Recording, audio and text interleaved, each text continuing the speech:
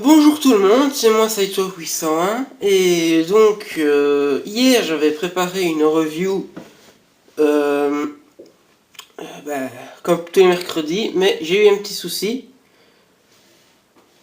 Donc voilà, j'en refais une autre aujourd'hui. Voilà, le TF d'hier reviendra en review plus tard.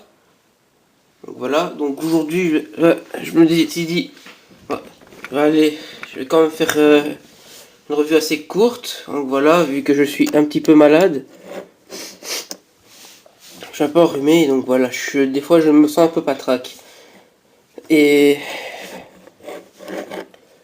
donc aujourd'hui, je vous fais la review du Transformers Cybertron Scout Class Backstop. Donc Backstop, donc voilà, comme je vous l'ai dit, de la gamme Transformers Cybertron, qui est le dernier épisode de la trilogie Unicron. Voilà, avec un gimmick assez spécial, assez sympathique, c'est la cyberclé, que là je n'ai pas réussi à retrouver avant la review. Donc je vais faire ça, malheureusement. Donc voilà, donc voilà, ça reprend le principe de la série. Donc on a une clé qu'on vient insérer ici pour ce modèle. On va l'insérer ici et hop, les cornes du rhinocéros. La corne du rhinocéros se rallonge. Donc, ça fait bien fonctionner. Ça, c'est une autre paire de manches. Voilà. Voilà, cela fait ça. Dès qu'on met une cyberclé à l'endroit où il y a une petite flèche. Voilà. Voilà, donc on a plusieurs sortes de cyberclés. On a les cyberclés avec un logo Autobots ou un logo Decepticon. On a celle de la planète Terre, de la planète Jungle, de la planète Géante. Voilà, où on a le fameux Metroplex. Et on a la planète Vitesse. Puis il y a aussi Vector Prime qui a une autre sorte de cyberclé, mais voilà. Donc, voilà, une gamme assez sympa où il y a eu plein de bons modèles. Enfin, selon moi, celui-là en fait partie, même si ce n'est qu'un scout. Donc voilà, donc les couleurs, donc voilà, les pattes elles sont un gris, voilà, comme dans la série. Elles sont grises comme dans la série. Mais le corps, on dirait un mauve, gris, mauve. Donc, voilà, c'est pas très joli, je trouve. Je trouve pas cette couleur assez jolie. Surtout que si je me souviens bien, on n'a pas cette couleur là il a pas cette couleur là sur lui dans l'animé. Notre petit backstop. Donc, comme vous pouvez le voir, donc c'est un personnage de la planète Jungle. Voilà, un personnage. Enfin, c'est un peu le vieux sage, je vais dire ainsi, de la planète. Donc voilà. Enfin, c'est le personnage le plus vieux sur cette planète. Donc voilà, c'est pour ça que je dis que c'est un genre de sage de la planète. Donc voilà. Donc, que dire de plus? J'allais oublier. On a un logo Autobot ici. On a les yeux qui sont pas en jaune. Donc voilà. Ici aussi. Le principe des animaux dans Transformers Cybertron me rappelle un peu les Transmetal 2 dans Beast Wars. À mon avis, ça a sûrement été basé là-dessus. Parce que voilà, c'est des animaux entièrement mécaniques, mais on a l'impression des fois que on a des parties mais qui font, par exemple ici sur le rhinocéros, on a des parties qui, par exemple ici, on a l'impression que ça vient d'un vrai rhinocéros quoi. Et ici aussi. C'est pour ça que je dis que ça me fait penser au Transmetal 2 parce qu'on a l'impression qu'ils sont semi-organiques. Enfin, la transformation, tout du moins, semi-organique et semi-mécanique. Donc voilà, sa petite anecdote du jour. Donc, niveau articulation, donc on a la patte ici sur un ball joint. Enfin, toute la patte, hein. Voilà. On a une rotation, enfin une charnière. Enfin, un pivot plutôt, je pense. Je pense plutôt que c'est un pivot. Et moi, des fois, les noms des articulations, je m'embrouille tout seul. Donc, on a ici la patte. Et c'est pareil pour les quatre. Donc, on a aussi la queue.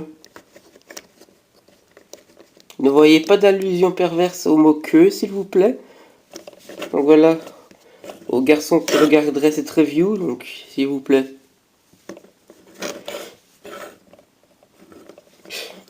Bon. Blague à part, on a aussi la tête qui tourne un peu, mais ça, ce sera plus pour la transformation. Donc, niveau détail, bah, c'est vrai, c'est bien détaillé. Voilà, selon moi, c'est bien détaillé. On a de beaux détails mécaniques, par exemple ici. Voilà, niveau peau de rhinocéros, ben voilà, ça fait, comme je vous l'ai dit, ça fait vraiment penser au Transmetal 2 dans Beast Wars. Voilà, donc c'est un petit clin d'œil sympa. Donc, je ne saurais pas vous faire de comparaison en mode animal, vu que c'est le seul Transformer Cybertron de la planète Jungle, en fait, que je possède. Bah, c'est pas le seul, mais vu que je l'ai en double, je vais vous faire la comparaison avec un doublon. Voilà. Donc voilà, donc... voilà, c'est pas le seul animal que j'aurais aimé avoir. Il y aurait eu Snarl aussi, que j'aurais bien aimé... Je vais réussir à le dire. Que j'aurais beaucoup aimé avoir. Ainsi que les Breaker. Franchement, ces trois-là, avec Backstop, c'était mes préférés. Du côté Autobots, bien sûr. Sinon, il y avait Scourge, Undermine, si vous voyez, je sais pas si vous voyez qui c'est. Le genre, non, un Spinosaur, si je me trompe pas. Même genre de dinosaure que Scorn. Et je crois que c'est tout pour côté des Decepticons. Donc, c'est bavardé sur mes goûts des autres modèles, vu qu'on fait une revue sur ce petit gars ici. Donc, ah oui, donc on a eu une recolo dans la gamme Generation de ce personnage-là, mais toujours en backstop. C'est pas il n'a pas été fait, par exemple, comme on voit souvent sur internet, des customs en Rhinox. Voilà, ça aurait été fait un beau petit clin d'œil, par exemple, un Rhinox Transmetal 2. Donc voilà, vu qu'on a eu une version Transmetal à la sortie des Transmetal, bien sûr. Donc voilà, donc on a fait une réédition de ce personnage-là dans d'autres couleurs. Voilà, des couleurs un peu plus classe, je vais dire ainsi, dans la gamme Generation. Et franchement, ça lui allait à ravir. Si la Game Generation, pour moi, j'aurais trouvé en magasin, je l'aurais acheté tout de suite, même si j'avais déjà la version Transformer Cybertron. Donc voilà. Voilà, c'était pour la petite histoire. Voilà, donc que dire de plus sur le mode animal. Donc voilà, c'est un beau petit rhinocéros, voilà. Franchement, pour moi, le mode animal est réussi, à part que, voilà, on voit la petite main, voilà, pour le mode robot. Sinon, partie du robot, on voit vraiment que la main, quoi. Et cette partie-ci, mais voilà, quoi, ça, c'est quand même assez bien caché. Il y a vraiment que la main ici qui est apparente. Et sinon, pour moi, c'est une belle réussite, ce mode animal. Donc voilà, donc maintenant je vais passer à la transformation. Transformation que si vous avez remarqué dans la série, on voyait les transformations des personnages, eh bien, Ce qui était plaisant, c'est que enfin, que ce soit dans l'animé ou on jouait, bah, c'était la même transformation. Voilà, les passages transformation dans l'animé, c'était c'est la même transformation que pour le jouet, et ça, je trouve que c'est vraiment sympa. Donc voilà, donc transformation de backstop. Donc tout d'abord, on va ramener la queue ici, comme ça. On va rabaisser cette partie-ci, lever ainsi, et on va tirer comme ça. Ensuite, le petit bras, voilà, ça me donne ça pour le moment.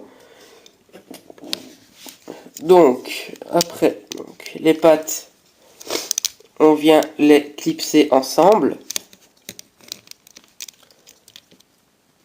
Voilà, parce que les pattes, en fait, dès que les pattes vont être clipsées ensemble, là, ça va nous faire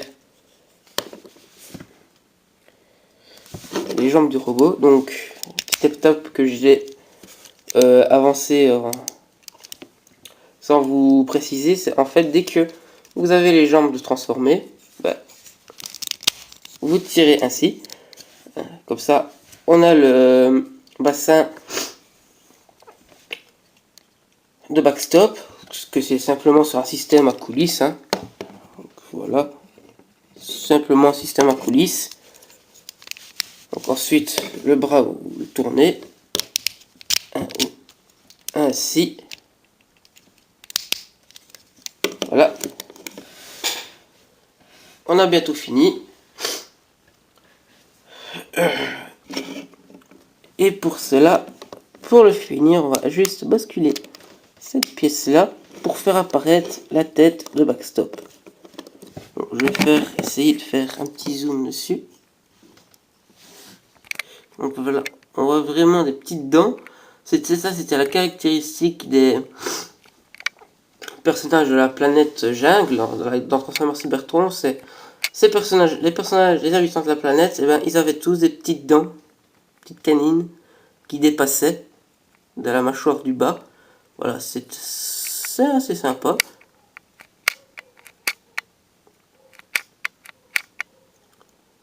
Ainsi, donc voilà, visage assez mastoc, hein, voilà. Déjà le mode robot, même si c'est pour un stock, il a l'air vraiment... Donc voilà, on voit vraiment, même pour un scout, quoi, il a vraiment l'air massif.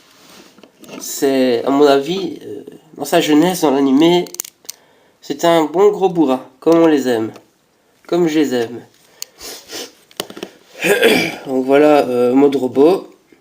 Comme je vous dis, pour un scout, franchement, il est massif. C'est... Voilà, c'est tout ce que je peux dire sur le mode robot. Il est massif. C'est rare quand on a un scout comme ça où... je vais dire... voilà, parce qu'on a certains TF où c'est un peu trapu ou quelque chose comme ça. Ben sur celui-là, c'est nickel quoi. Ça lui va vraiment bien. C'est... Voilà quoi. Ce look massif lui va vraiment bien. Donc... voilà, donc on l'a transformé. Donc, que dire sur la figurine? Donc, une nouvelle articulation, donc... On a ça. Ici. Un coude. Bon, la tête, on peut repasser. Hein. Donc, on a ça. Bon, ça, c'est plus pour la transformation. On a les jambes ici. Et là. C'est... Voilà, qu'on peut limite faire... On aurait pu limite faire comme s'il croisait ses jambes en étant assis. Mais bon.